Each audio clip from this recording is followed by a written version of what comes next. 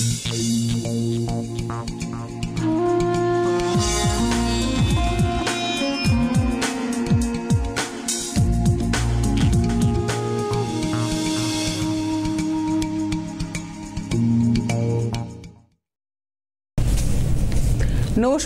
সবাইকে শুভ সন্ধ্যা জানিয়ে শুরু করছি রবিবারের সন্ধে সুভাষ শাস্ত্রীর সঙ্গে। সুভাষ শাস্ত্রী, যার কথা জ্যোতিষের বেদবাক্য। সুভাষ শাস্ত্রী, যার কথা আপনার চোখে শেষ কথা। সুভাষ শাস্ত্রী, যার কাছে আপনি আসতে চান, যার প্রতিকার আপনি পেতে চান, যার প্রতিকার নিয়ে জীবনকে বদলাতে চান। কেনই ভরসা, কেনই বিশ্বাস। আসল কথা, দীর্ঘদিন ধরে তাকে টেলিভিশনের পর্দায় এক নাগারে দেখা। তার পেশাগত জীবন দীর্ঘদিনের, এবং তার থেকেও বড় কথা, অহেতুক প্রতিকার প্রতিবিধান নয়। অনেকে এমনও আছেন, এখানে ফোন করেছেন, এসেছেন, সুভাষদার কাছে গেছেন, প্রতিকার চেয়েছেন, কিন্তু পাননি। সুভাষ শাস্ত্রীর নামটাই যথেষ্ট। অনেক অনেক স্বাগত সুভাষদা। দীর্ঘদিন কাজ করার সুবাদে আমার একটা দায়বদ্ধতা থেকেই যায় আমার ক্লায়েন্টের ওপরে, যে তার কাজের দায়িত্ব নেওয়া, কাজ না হলে না বলে দেওয়া প্রথম থেকেই। আর আজকের দিনে তো আমার কাছে আমার অ্যাঙ্কারের কোনো দায়বদ্ধতাই নেই কি আমার চেম্বারে এই সেই কিছু বলার। যা মনে আসে সেটাই বলে, একদম খোলা সাদা কাগজের মতন। কিচ্ছু শেখানো পড়ানোর কোনো জায়গা নেই, লোককে বিশেষ কিছু আমার সম্বন্ধে বলারই কোনো আমার মনে হয় খুব একটা জায়গা। নামটাই যথেষ্ট। হ্যাঁ, যে খোলাখুলি, যে মানে মানে তোমাকে মানে ফ্রি হ্যান্ড দেওয়া। মানে আমি এসে বসে থাকলাম, এখানে বসলাম, মিনিট দুয়েক আগে এলাম, সুভাষদার কাছে কোনো ইনস্ট্রাকশনস নেই সুভাষদার তরফ থেকে যে এইগুলো বলতে হবে। আমার মনে হলো অনুষ্ঠানের ইন্ট্রোটা এইভাবে দেব, আমি দিলাম, যা মনে হয় একদমই তাই। আজকের অনুষ্ঠানটা রাশিফলের অনুষ্ঠান ডেফিনেটলি, কিন্তু শিবরাত্রিতে যারা যেমন সাধ্য মতন যেভাবে পেরেছেন করেছেন, পঞ্চশস্যগুলো দান করে দিতে হবে, নারকেলটাকে রেখে দিতে হবে। রেখে দিয়ে কি করব বলে দেবো। রেখে দিয়ে আপনারা কি রেখে দেবেন একটা জায়গায়, ঠাকুরের জায়গাতেই রেখে দিন, যেমনভাবে পারে শুকিয়ে যাক, যেমন শেপ নিক, আপনি রেখে দিন। আমি ঠিক টাইমে এসে বলে দেবো নারকেলটা কি করতে হবে। রাহুর কাল নিয়ে কন্টিনিউ অনুষ্ঠান। গরম লাগছে না? রাহু নিয়ে, হ্যাঁ গরম লাগছে। রাহু নিয়ে কন্টিনিউ কথা বলছি। কালকে আমি একটা কথা আপনাদেরকে শেয়ার করছিলাম যে আমরা যে 12টা রাশি, 27টা নক্ষত্র এই রাহুর মধ্যে পড়ে গেছি। যার দশা চলছে না সেও পড়ে গেছি। আমার মিথুন রাশি, পুনর্বসু নক্ষত্র, আমার রাহুর দশা চলছে না, সেখানেও পড়ে গেছি। কেউ অর্থের গ্রাসে পড়েছে, কেউ কর্মহীনতায় পড়েছে, কেউ টাকার ঋণে পড়েছে, কেউ ইনভেস্টমেন্ট করে তার ইনভেস্টমেন্ট শেয়ারে হয়তো দেখা গেল হয়তো অর্ধেক হয়ে গেছে। আবার কেউ চাকরি করছে, যাবে যাবে যাবে যাবে প্রহর গুনছে, মহাশান্তির মধ্যে চাকরি করছে, কারো সন্তান হচ্ছে। মানে টোটাল রাশি গ্রাসে পড়ে গেছে। 100টা লোককে যদি আমি ডেকে জোগাড় করি, গরিব মানুষ বলবে তার কাছে পয়সা নেই, ধনী বলবে তার কাছে শান্তি নেই। শান্তি নেই সন্তানের কারণে হতে পারে, শান্তি নেই মামলা মোকদ্দমায় হতে পারে। আর যারা এই দুটো সেকশনের বাইরে, তারা বলবে ভীষণ বড় এনিমির প্রবলেম হচ্ছে আমার।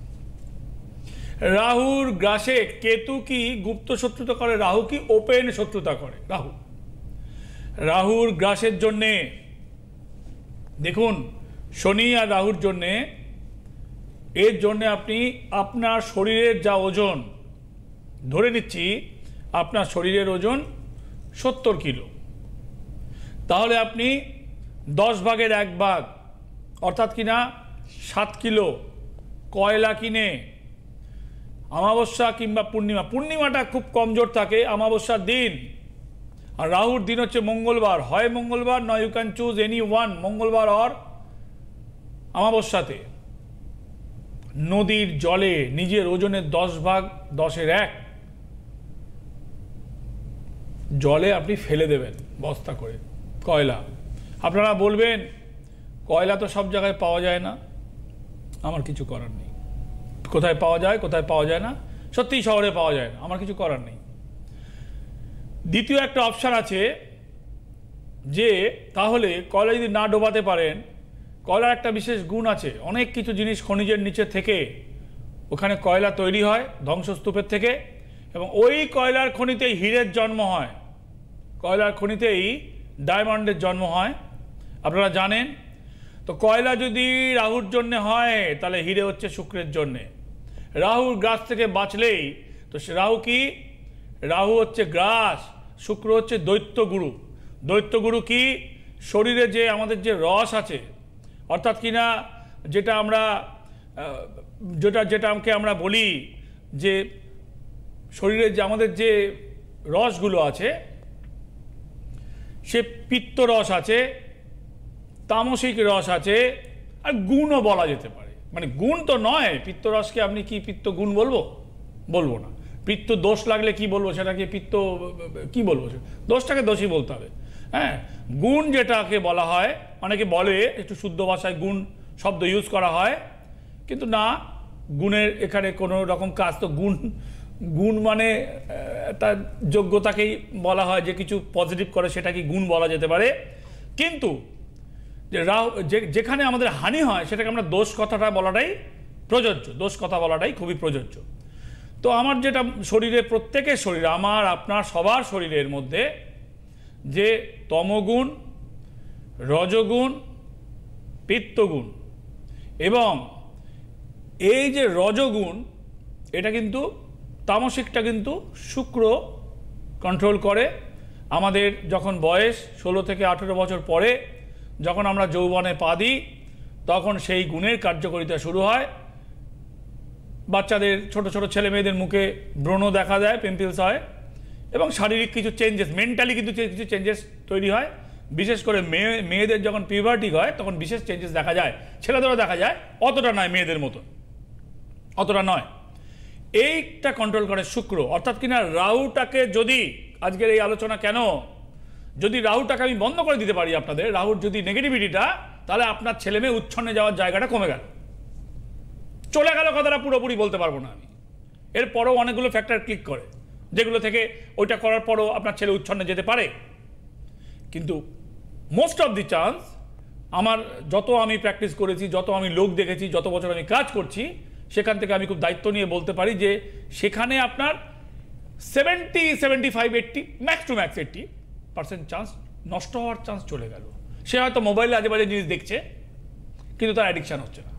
হ্যাঁ, মাঝে মাঝে দেখছে আজে বাজে জিনিস, সবাই দেখে যৌবনে, অন্যায় কিছু নয়। সে যুগান্ত থেকে আগে লুকিয়ে হলুদ রঙের বই, মলাটবালা বই বিক্রি হতো গাছতলায়, প্লাস্টিকের মলাট দেওয়া থাকতো, কিনলে কিছু অ্যাডাল্ট ছবি থাকতো, ওই মানে না কিনে দেখা যাবে না, পয়সা ফেঁকো, তারপর মলাট করো, তারপর লুকিয়ে দেখো, সিনেমাটির মাউস। যাই হোক, এখন চলে গেছে, এখন এসব মোবাইলেই আসে, যা কিছু অ্যাডাল্ট বলুন, ঠাকুরের নাম বলুন, এআই কোয়ালিটি বলুন, নানা রকম হি করে হাসার সব কিছু মোবাইলে আসে, ভালো মন্দ টু সব কিছু আসছে। তার মধ্যে একটা যে কম বয়সী ছেলে মেয়ে, তাকে একটু এই সেক্সুয়াল জিনিসটা তাকে টানবে, তার পিউবার্টিক চেঞ্জ, ছেলেদের ক্ষেত্রে hormonal change, it's a quite natural. এর মধ্যে কোনো অপরাধ কিংবা অন্যায়ের কিছু নেই। কিন্তু জ্যোতিষে আমি এটা বলতে পারি, সেটা কন্ট্রোল থাকে, সেলফ কন্ট্রোল যতক্ষণ সে কিছুটা রাখতে পারবে, কিছুটা এদিক ওদিক হতে পারে, কিন্তু কন্ট্রোল রাখাটাকে যদি চেজিং করা যায়, তাহলে অনেকটাই সে সেখান থেকে রিলিফ পাবে। এতগুলো কথা ঢুকে পড়লাম শুধু রাহু আর শুক্রর মানে মিনিংটাকে ডিভাইডেড করার জন্যে। তাহলে কি করছেন, আপনার ছেলের কিংবা আপনার যা ওজন, সেই ওজনের, আচ্ছা কী করে বুঝবেন আপনার রাহুর গ্রাস আছে?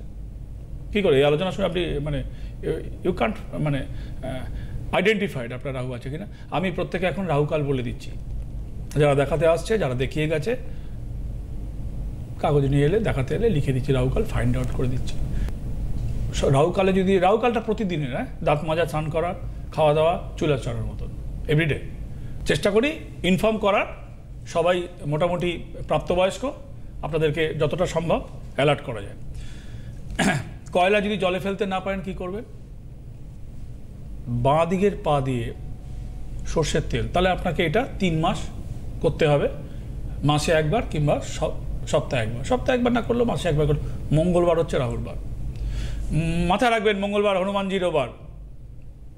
মঙ্গলবার দিনে আপনি বাঁ পায়ে বাথরুমে গিয়ে স্নান করবার আগে এই কোমরের নিচ থেকে সর্ষের তেল আপনার ওজন 70 কিলো হলে আপনাকে 7 কিলো দিতে হবে না। আপনি পরিমাণ মতো ধরে নিন, আপনি 100 গ্রাম, 100 গ্রাম কি 50 গ্রাম, 100 গ্রাম নাহলে হবে না, একটা বড় শরীরে 100 গ্রাম তেল কোমর থেকে বাঁ পা দিয়ে এরকম পাটাকে এরকম করে রেখে ঢেলে দিলেন আপনি পায়ে আপনি ঢেলে দেবেন, অনলি বাঁ পা। মনে রাখবেন রাহু এবং শনি কিন্তু কোমরের নিচে চোট হয়।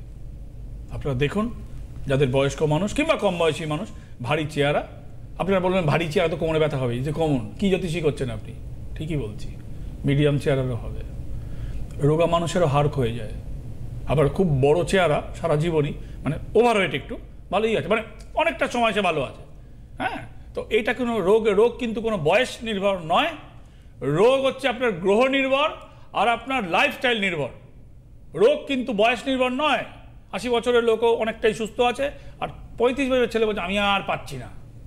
ওর বউ বলছে যে সমবয়সী ছেলে মেয়ে ও আর পাচ্ছে না, জানেন তো, খুব মানে অসুবিধা হচ্ছে। দুজনেরই হয়তো দেখা গেল 44 বছর 45 বছর বয়স, 1 বছরের ছোট বড় হোয়াট এভার।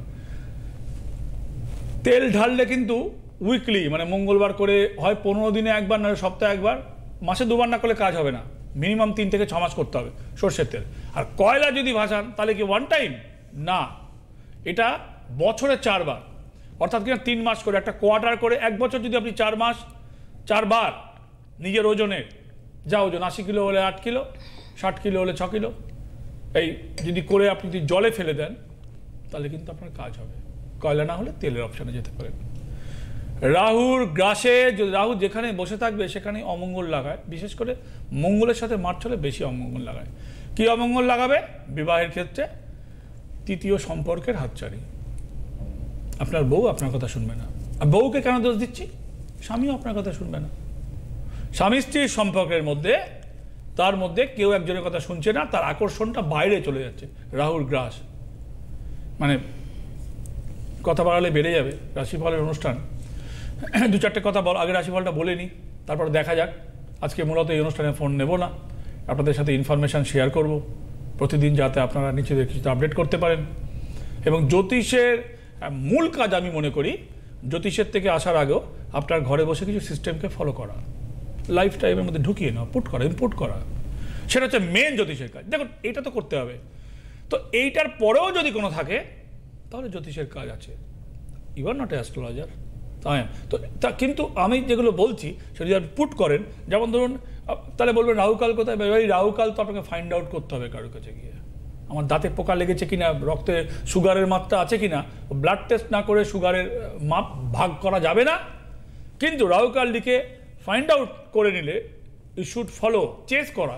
একাধ দিন এদিক ওদিক হলো ঠিক আছে, যদি আপনি চেস করেন তার সুফল পাবেন। রাহুকালের মধ্যে আপনি আর্থিক কাউকে মূলত মানে নিজে এখন কি মানে পুজো দেবেন না, পুজোর জিনিস কিনুন, ধারের টাকা দেবেন না, পুজোর জিনিস কিনুন, কার্ডের টাকা মেটাবেন না, খাবারের অর্ডার দিলেন না কিংবা খেলেন না, ওই অনলাইনে সব সাইকেল নিয়ে বাইক নিয়ে ছেলেরা খাবার দাবার দিচ্ছে, ওই অর্ডারটা করলেন না। যতটা টাকা পারা যায় বিরত, খুব ছোট হয় রাহুকালটা প্রতিদিনের, কিন্তু অনেকটা বড় নয়। যাই হোক, আমি রাশিফলটা পড়ছি, আরও ইনফরমেশান দেবো আপনাদের, যে জমের ইনফরমেশান দেব, জমের কিছু ইনফরমেশান দেবো আপনাদেরকে। মেষ রাশির জন্য নতুন কর্মযোগ, মানসিক চাপ বৃদ্ধি, সম্পর্কের উন্নতি, প্রেম, মতবিরোধ, শুভ যোগ এবং শরীর ভালো নয়। বৃষ হচ্ছে কর্মক্ষেত্রে পরিবর্তন, মনোকষ্ট, আর্থিক ব্যয়, বিবাহ যোগ এবং ব্যথাজনিত সমস্যা। প্রাপ্তিযোগও কিন্তু বৃষ রাশির রয়েছে। বৃষর পরে মিথুন, গুরুজনের শরীর ভালো নয়, নিজের লোকের সাথে মতবিরোধ, অর্থ ব্যয় এবং আর্থিক ক্ষতির মুখে পড়তে পারেন। এনি টাইপ অফ আর্থিক ক্ষতির মুখে পড়তে পারেন, সেটা কোনোদিন হারিয়ে যাওয়া, খোয়া যাওয়া, নষ্ট হয়ে যাওয়াটাও হতে পারে। কর্কট, আর্থিক অসুবিধে, মানসিক চাপ বৃদ্ধি, মতবিরোধ, কারুর দ্বারা আপনাকে ঠকতে হবে। প্রাপ্তিযোগ। সিংহ হচ্ছে প্রাপ্তিযোগ, বদনাম, অর্থ ব্যয়, শরীর ভালো নয়। প্রাপ্তিযোগ, বদনাম, অপবাদ মানে এবং শরীর ভালো নয়। কন্যা, শত্রুতা থেকে সাবধান, মানসিক উদ্বেগ বৃদ্ধি হবে, প্রাপ্তিযোগে বাধা, হৃষ্টফাড়া এবং ক্ষতির সম্ভাবনা। 2 হচ্ছে যে তুলা, সাংসারিক অসুবিধে, মানসিক চাপ বৃদ্ধি, সম্পর্কে বাধা, ব্যথাজনিত সমস্যা। তুলার পরে বৃশ্চিক, নতুন কর্মসুযোগ, মতবিরোধ, বিদ্যায় শুভ, প্রাপ্তিযোগ এবং শত্রুতা বৃদ্ধি। ধনু, সম্পত্তিজনিত ব্যাপারে শুভ, মানসিক শান্তি নষ্ট, আর্থিক ক্ষতি, কর্মক্ষেত্রে বাধা, শুভ অনুষ্ঠানের যোগ, প্রাপ্তি যোগ, ধনুরাশির ভালো। অসুস্থতা, জম ফিরে গেছে। যারা ধনুরাশি 60-এর আশপাশে বয়স, 50 ঊর্ধ্ব থেকে 70-এর মধ্যে, মূলা নক্ষত্র, কেতুর নক্ষত্র, তারা কঠিন ভোগে ভুগেছেন 2024, কঠিন ভোগে ভুগেছেন, এখন অনেকটা বেটার, রিলিফ পেয়েছে, অনেকটাই রিলিফ পেয়েছে, মানে নট 100%, বাট অনেকটা রিলিফ পেয়েছে। মকর, ঝামেলা, বিপদ সাবধান, ভাই বিবাহে বাধা, বিবাহজনিত বাধা, মানসিক অশান্তি, মানসিক অস্থিরতা বৃদ্ধি হবে। কুম্ভ, শরীর ভালো নয়, অবসাদ, ব্যথা, সমস্যা, মতবিরোধ, আর্থিক ক্ষতি, শত্রুতা। মীন, কারুর দ্বারা প্রতারিত হওয়ার যোগ, কর্মক্ষেত্রে ঝামেলা, শরীর ভালো না, ব্যবসায় শুভ। কুম্ভ, সারা বছরই কুম্ভের এই যোগাযোগ চলবে। 2025 ভারতবর্ষ মকর রাশির দেশ, শনির সেকেন্ড হাউসটা হচ্ছে কুম্ভ। একটা ঘোড়া খালি না ভর্তি কেউ জানে না, ইট আছে, পাথর আছে না মোহর আছে সেটাও জানি না, সিগন্যালটা অদ্ভুত। বাকি সব সিগন্যালের মধ্যে ভেরি ক্লিয়ার সাইন থাকে। দ্য অনলি সিগন্যাল ইজ কুম্ভ, যেখানে কোনো সাইন নেই, সাইনহীন। ঘোড়াটাই সিম্বল, মানে ঘোড়ার মধ্যে কি হোয়াট সেটা গড নোজ। তো কুম্ভ স্নান 26 তারিখ চলে গেছে বটে, কিন্তু কুম্ভ স্নানের মাহাত্ম সারা বছরই চলবে। দেখুন, স্নান, দান, জপে লক্ষ্যভেদ। স্নান করলে দান করতে হবে, দান করে জপ করতে হবে। জপ মানে আপনি যদি কারোর দীক্ষিত হন তো ভগবানের নাম জপ করতে পারেন ভাই, হ্যাঁ। তো স্নান, দান, জপে লক্ষ্যভেদ, তাছাড়া কিন্তু লক্ষ্যভেদ হয় না। আমাদের রেমেডি বানাতে গেলেও সেই একই পদ্ধতি ফলো করতে হয়, যে স্নান, দান, জপ এবং তার সাথে তপ। তপ হচ্ছে তপস্যা, তপ হচ্ছে তার মধ্যে জ্ঞান, এবং সেখানে তা আমার যে যতটুকুন ক্ষুদ্র নলেজ যা কিনা পেয়েছি, যা কিনা কাজ করতে করতে অর্জন হয়েছে সেইটা। তো স্নান, দান, জপ, তপ।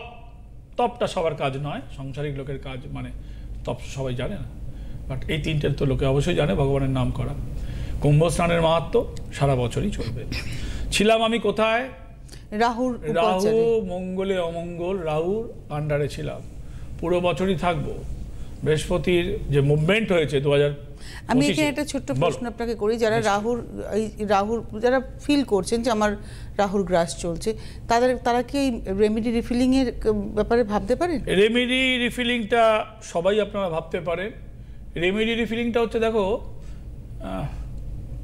এটাকে আমি এরকমভাবে বলতে পারি, ফর এক্সাম্পল, যে রেমেডি রিফিলিংটা আমার যা আগে হয়ে গেছে, যারা বেনিফিট পাচ্ছে, পেয়ে গেছি, যার বেনিফিট আমি অলরেডি ড্র করে নিয়েছি, সেখান থেকে আমি আরও কিছু ওই জিনিসটাকে 1/4 টাকা দিয়ে আমি তৎকালীন মানে সমকালীন সময় আমি সেটাকে যদি রিফিলিং করি, এখান থেকে আমি 10 বছর যদি বেনিফিট পাই 1/4, তার থেকে ভালো তো কিছু হয় না, তাই না?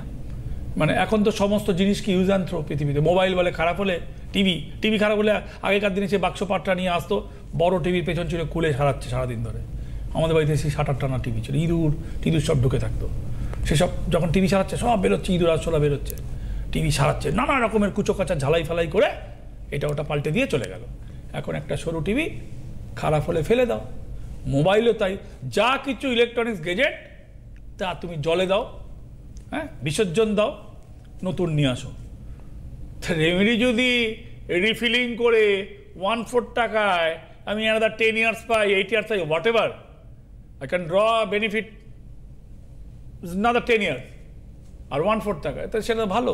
ইউজ অ্যান্ড থ্রো এর জগতে এটা একটা ইটস এ গুড অপশন। এটা আপনার কাছেই অপশন, ওই যে আপনি সকলের কথা ভাবেন, আপনার কাছে তো প্রতিকারের জায়গাটা ভীষণ কম, মানে খুবই কম অপশন। আমার কাছে রেমেডির জায়গা প্রতি 10 জনে 2 জন, খুব বেশি হলে 3 জন, খুব বেশি হলে 3 জন। কেননা যে 6 জনের হবে না আমার কাছে, তাদের জন্য একটাই শব্দ, আপনার হবে না। খারাপ, আপনি গাল বন্ধ করতে পারেন, সত্যিই যোগ্যতা নেই, খারাপ। যেটা হবে না সেটা আপনার জন্য। কালকে এক মহিলা ফোন করেছিল, ছেলের বিয়ে হচ্ছে না, ওই মোবাইলে রয়েছে ইউটিউবে, বড় ছেলেরও বিয়ে হয়নি, ওর আর বিয়ে হচ্ছে না। আচ্ছা, আমি কি বললাম আপনি আসুন আমি দেখে দেবো ঠিক আছে, কোনো রকম আপনারা শুনেছেন যে কোনো রকম একটা লোভনীয় টোপ আস্তে করে ছুড়ে দিয়েছে ওর দিকে, যে ও এলে আমি করে দেবো, ওর বিয়েই হচ্ছে না, জুতো ডিজাইন করে না কি করে বলেছিল দিল্লিতে, আমার তো মনে রয়েছে, শুনেছেন আপনারা, ইউটিউবে শুনবেন তো।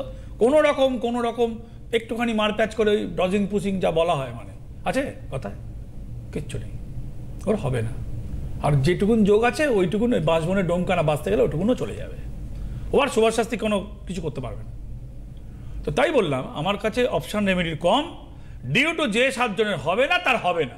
মানে সুভাষ শাস্ত্রী যদি বলে দেয় হবে না, তার মানে সেটা হবেই না। বাস, এবার সে যদি তাকে যদি কেউ যদি বলে হবে, সে বুঝবে। আমি যেটা বলছি তার কেন অপশন কম, এটাই অ্যাকচুয়ালি আপনি যখন কাউকে রেমেডি করছেন তার পুরো দায়িত্বটা কিন্তু তখন আপনি নিচ্ছেন। হ্যাঁ, দায়িত্ব নিচ্ছে বলে তাকে মনে রাখছি। সে তো ক্লায়েন্ট যারা চেম্বারে আসে, দে নো ভেরি ওয়েল যে তাকে 8 বছর 10 বছর 15 বছর পরে তাকে চিনতে পারি, তাকে ফাইন্ড আউট করছি, অত সহজ নয়।